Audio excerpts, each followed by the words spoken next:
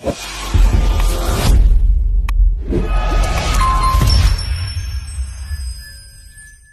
guys, panibagong araw, panibagong vlog na naman tayo. Ito po at magluluto tayo ng tinolang native na manok.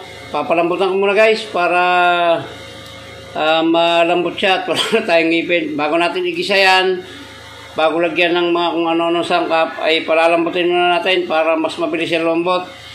Pagka kasi nilagyan natin kagad ng ano yan, ng mga sangkap, lalo na patis o inikay na paalat, ay matagal po yan bago lumambot. Kaya papalambutan natin muna bago natin siya igisa o sangkutsahin. Yan, abang-abang lang guys. Ayan, good morning ulit. Tapos na natin palambutin yung ating native na manok. Ngayon ay, yan, tama na yan, konting mantika lang. Igigisa na natin guys para tumulab na sa katawan niya yung lasa. Unahin natin yung gusto ko sa tinola yung maraming luya. Dalawang klaseng luya ito guys. Yung isa yung native, yung isa yung Amerikano yata ito, negro.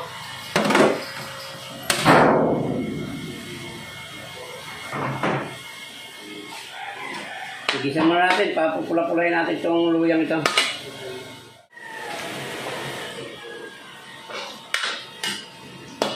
Ayan na guys, medyo mapula-pula na yung ating luya. Lagyan natin itong ating bawang. Yan lang naman ang sarap niya guys, di ba? Sibuyas, bawang at luya. Siyempre, may kasama yung paminta. Mamaya ilalagay natin pag nandito na yung manok. Malambot na yung manok guys, malambot na, kaya madali na lang itong maluto. Pinalambot ko lang muna para hindi masyadong matagal ang vlog at saka mahirap magpalambot ng native na ito. Ayan guys, malambot na yan. Hindi lang masyadong pinalambot kasi yung yung sayote para umabot. Yan. Yan natin ito. Ito yung ilang gamit ko ito. Pang-apat na gamit ko na natin ito. Ayan, tutuluyan na natin. Ubusin na natin ngayon. Hindi ako masyadong nagagamit ng magic sarap. Hindi ko tumatagsan yung alat nun. Yan. Hindi sa mix, bitsin, tapos ay paminta. At siyempre, pagka tinola, kailangan ipatis ang pampalasa para masarap siya. Ayan, marami tayong larga dyan guys, kundi yung sayote na lang at saka yung daong sili. Pero, tatakpan muna natin yan para tahinaan natin ng konti ang apoy at tatakpan natin yan para pasip-sip niya yung lasa ng mga sangkap.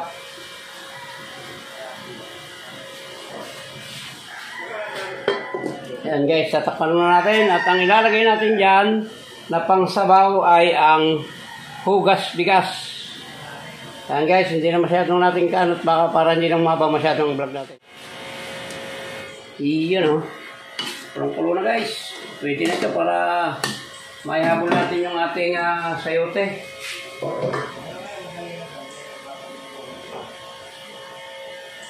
Unahin natin yung sayote bago yung sili kasi malambot lang naman itong sili.